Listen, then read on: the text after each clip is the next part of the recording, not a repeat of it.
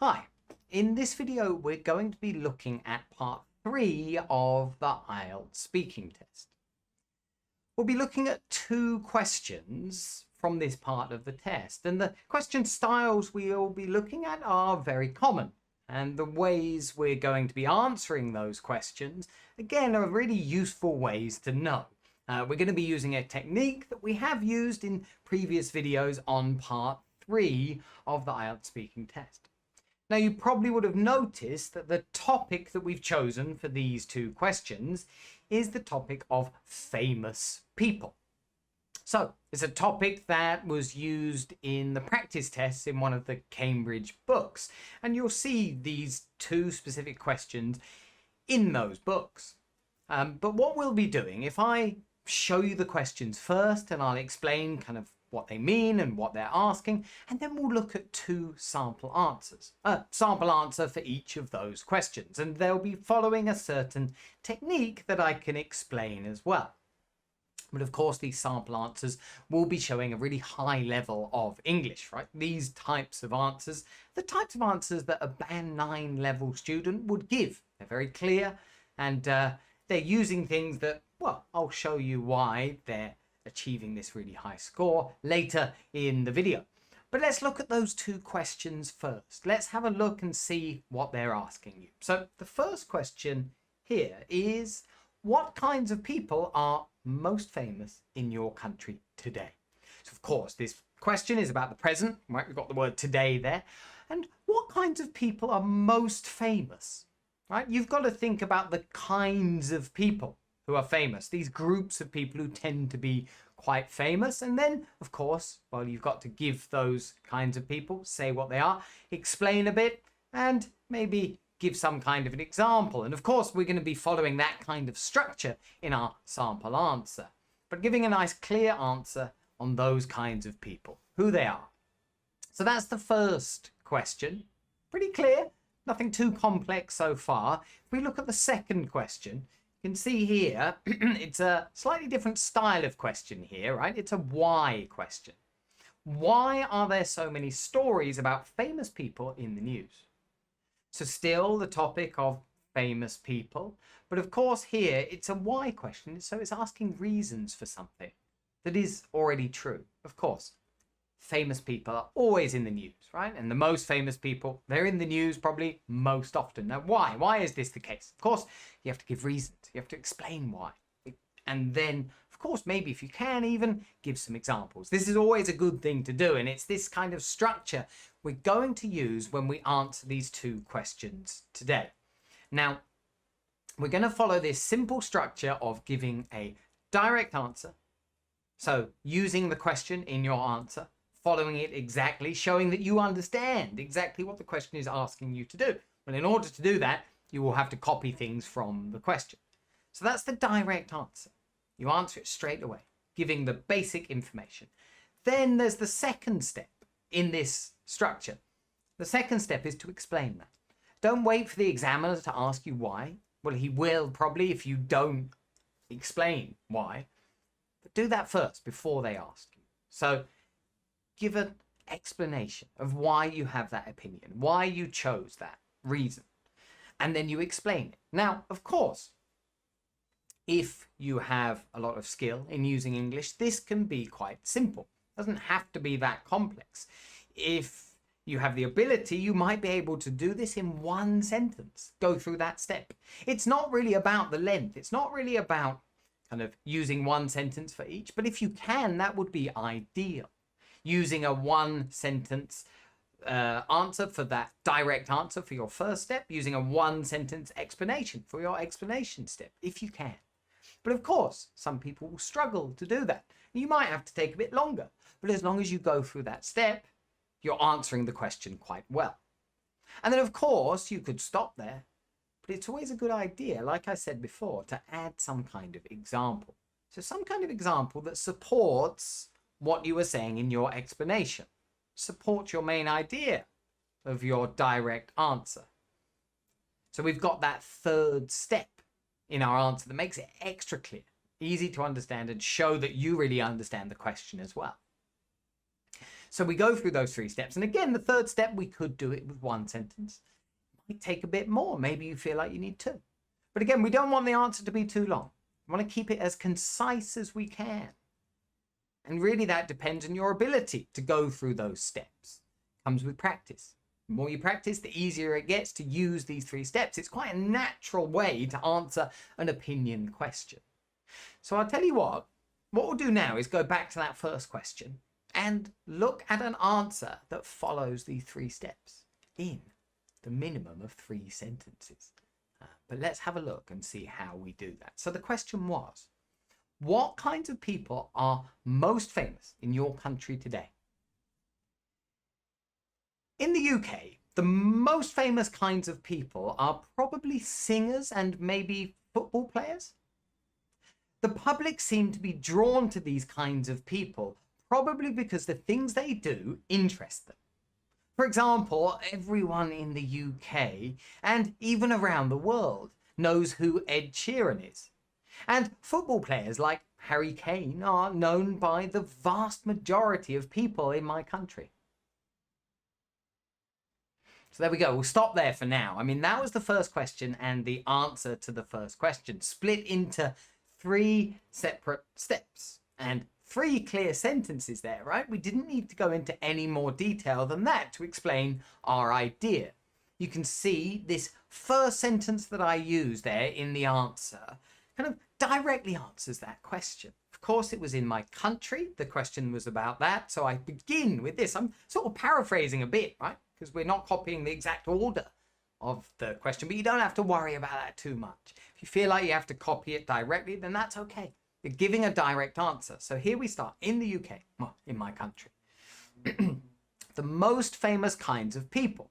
Well, again, we're copying words from the question. We're just changing the order a little bit. The most famous kinds of people, and then we give our direct answer. We've got to say, who is it? What group of people is it? Not a single person, but remember, it's kinds of people. So we say are, because we're going to give more than one, are probably singers. So that's the first kind of person. A singer, or singers, plural.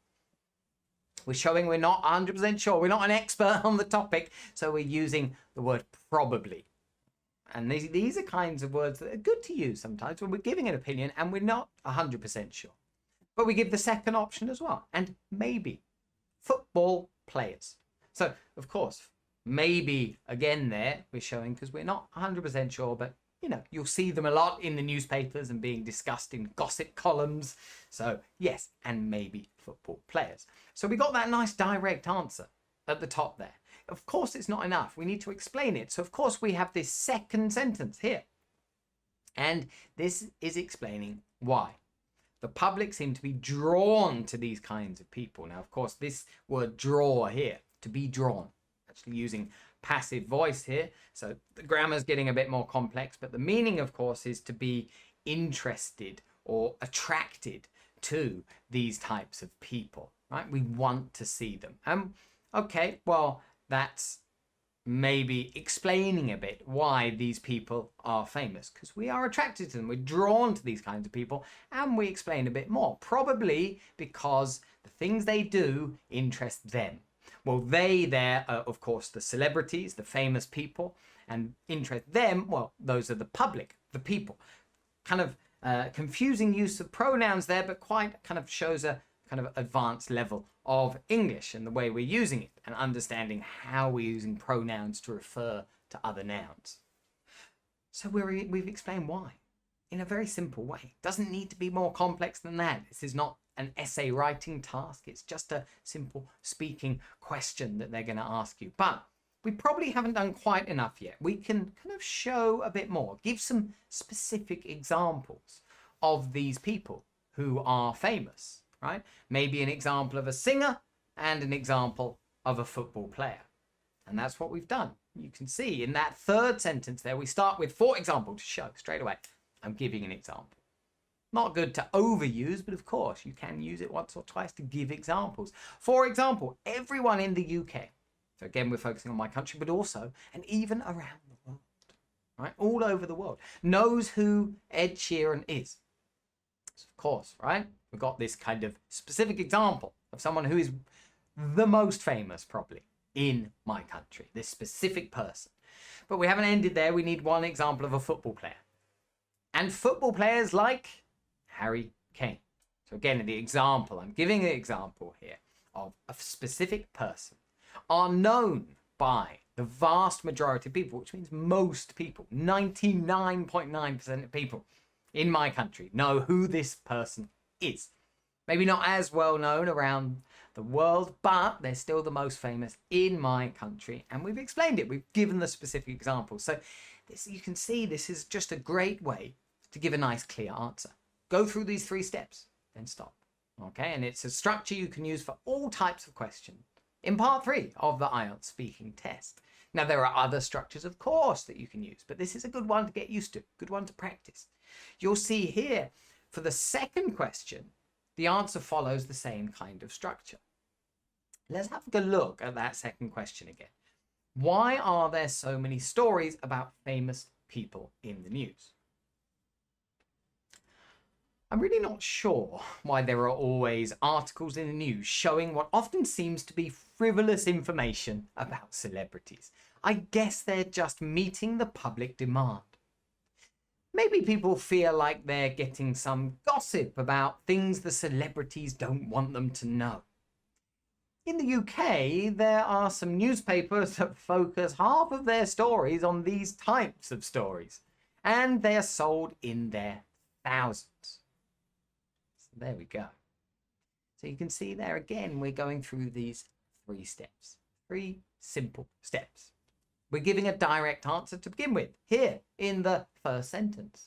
I'm not really sure why there are always articles in the news showing what often seems to be frivolous information about celebrities. Now, it's quite a long direct answer there. And of course, we paraphrase quite a lot, but we've been honest, right? We're showing we're not an expert on this. We say, I'm not really sure. It's okay to say that. Give your honest answer. But show that we understand the question. So we're kind of copying here. Why? Well, we copy that word from the question. There are. And then always articles. Well, we've used a synonym of stories there. We've decided not to use the word stories, but we will later in the answer. There are always articles in the news. Again, we're using that phrase from the question. We've rearranged it a little bit. And then showing what often seems to be frivolous information about celebrities. We've added a bit of detail there, of course, right? Frivolous information, which kind of means silly or useless, right? Not that important. Frivolous information about celebrities. So also, again, there we've got a synonym of famous people, the word celebrities. So is that direct answer? The direct answer since, well, not really sure. It seems a bit silly. But then we've made sure we've said something, right? And here afterwards we've said, I guess, to show again, we're not sure, right? I guess they're just meeting the public demand. So of course, this means people want to see it. So newspapers and news companies publish these articles, these stories about the famous people, these gossip columns, right, that you'll see. There's a public demand. The people want it. Okay, and that's the main reason that I've said here, right, that we're going to focus on that, okay, people want it. That's why the newspapers will publish these stories. We're going to explain it a bit more. Okay, that was quite a long direct answer there, but maybe we need a bit of extra explanation. So we got one short sentence here explaining it in a bit more detail. Maybe, again, to show we're not sure. So this second sentence begins with, maybe people feel like they're getting some gossip about things that celebrities don't want them to know. So that's a guess, right? Maybe these people who like to read information like this, right? Those are the people who are creating that demand. Or maybe it's because they think they're getting some kind of secret information or information that the celebrity wants to keep secret, but it's not a secret. So they feel like they've got access to this kind of secret information. Maybe that's why they like it. Now, we don't know, we're not sure, and we've shown that.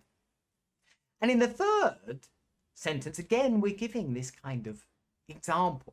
Of course, we're not doing it in the same way. We're not starting with, for example, but we're starting with in the UK. And then we're giving the example straight away. There are some newspapers. Now, we could be specific and give the name of those newspapers. Don't really have to there. So there are some newspapers that focus half of their stories on these types of stories. And they are sold in their thousands. So, of course, we're saying there are newspapers that have all of these kind of gossip stories about famous people and celebrities. and they're popular. This is just proving the point, right? That there is public demand for it. They sell those newspapers in their thousands. So this means, of course, there are thousands and thousands sold, right? They are sold in their thousands. So a nice kind of idiomatic phrase there to describe the way something is sold or how much something is sold. So again, you'll notice here there's nothing too complex. And I often find, like, when I have students who will practice these kinds of questions, they might go on too long. They'll lose focus, right? They won't take these clear 3 steps. And they'll go a bit off topic and their answer will end up getting really long. And some people think, oh, well, that's a good answer. It's very long. Shows they're good at English. But that's not always what they're looking for, right? It's not just having a really long answer. It's about having a good answer, a clear answer. And by going through these 3 steps, these 3 separate steps in your answer, you can make your answer nice and clear and focused on the question.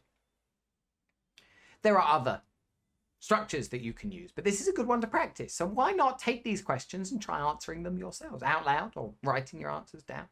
I mean, any way is good if you're thinking about it.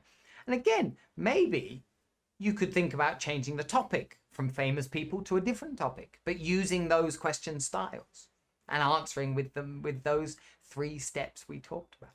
But you'll notice here there isn't really any extremely complex vocabulary.